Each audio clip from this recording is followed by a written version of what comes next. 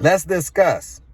And we'll dive right in, beginning with a huge day legally for Donald Trump. He is expected to be in a New York courtroom this morning for a hearing on the hush money case against him. The trial was supposed to start today, but it was delayed earlier this month after federal prosecutors turned over thousands of documents, which the Manhattan District Attorney's Office says are largely irrelevant to the case.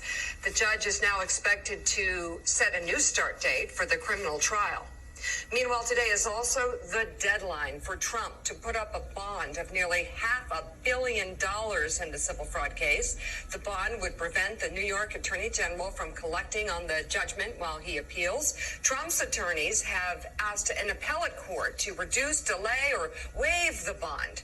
But as the Washington Post reports, the appeals court generally issues rulings on Tuesdays and Thursdays, so there is very little chance it will act today. So, can we talk about it? Let's talk about it. Put a 1 down in the chat if y'all believe that Trump is going to be responsible for paying this $454 million hush money to New York. Put a 2 in the chat if you think this is going to be reduced. Put a 3 in the chat if you think that, hey, when he wins presidency 2024, he's going to find a way how to make this 10 times more. Do y'all think that this is right? This goes to show the American system they're willing to do anything to make their narrative right or correct. The Democrats are playing a wicked game. They're using the media, right, to get to you and I, to try to tell our vision or tell their vision to us, right, which may be a lie. They're trying to use the television to tell us the vision, which may be a lie about what's going on with Trump and his estates and his money. My question is, why are y'all pocket watching Trump? I understand that he's an entrepreneur. I understand that he's a successful entrepreneur, right? He doesn't really need presidency in order to be successful, right? We know that Biden needs it, and we know that the election is coming up. It's 2024. So politics is a dirty game. The way I see it is the Democrats are playing a dirty game. They don't want the Republicans to win, so defamation of character, false accusations and allegations, right? Just to get a point up. But I believe that what they're doing is actually horrendous. This is why. You don't like this man Trump so much that you not liking him becomes you actually liking the person. Because in the word hate, there's the word like and love. You like something about the person that you hate him so much. Right? And I think that's the nuances of what's going on between the Democrats and the Republicans as we speak today. Do y'all really believe that Trump is going to be liable for this? He has the world's best lawyer. I think it's going to get reduced. I honestly believe that. Because what else? They're playing a dirty game, and this is a political warfare. That's just how I see it. But let's continue.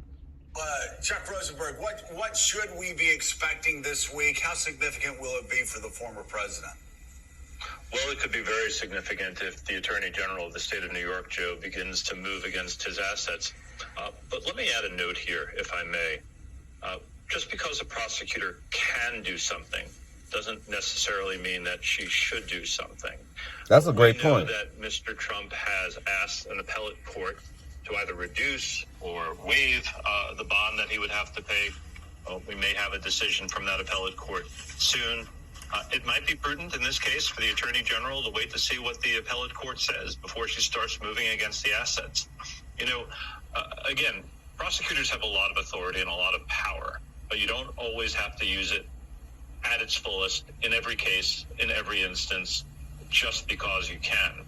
And so if I were the Attorney General here, I'd like to hear what the appellate court has to say about the amount of the bond and whether they're going to reduce it. Because you can always move against the assets on Tuesday or Thursday or Monday of next week. and it might make sense to wait and see.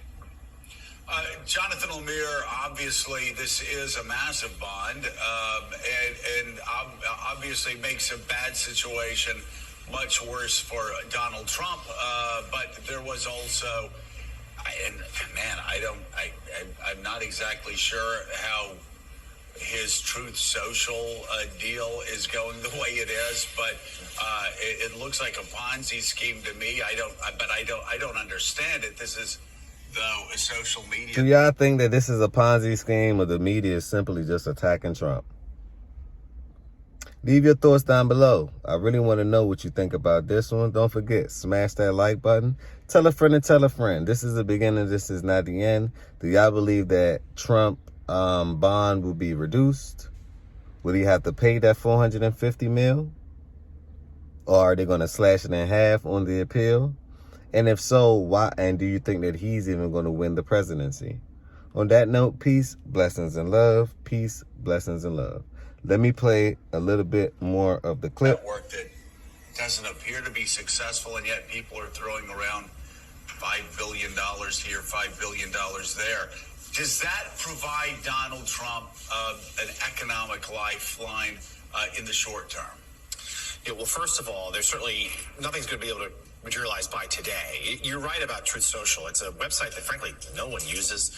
It has very little traction outside of the extreme MAGA right. And it is where Trump continues to post. Since he was kicked off of Twitter after January 6th, I believe he's only posted one thing since, which was his mugshot when he was indicted in Georgia last summer. So he's still trying to drive interest to Truth Social. It's not really working. There have been merger deals rumored for a couple of years now that all kind of fell so apart. where does this massive valuation come from?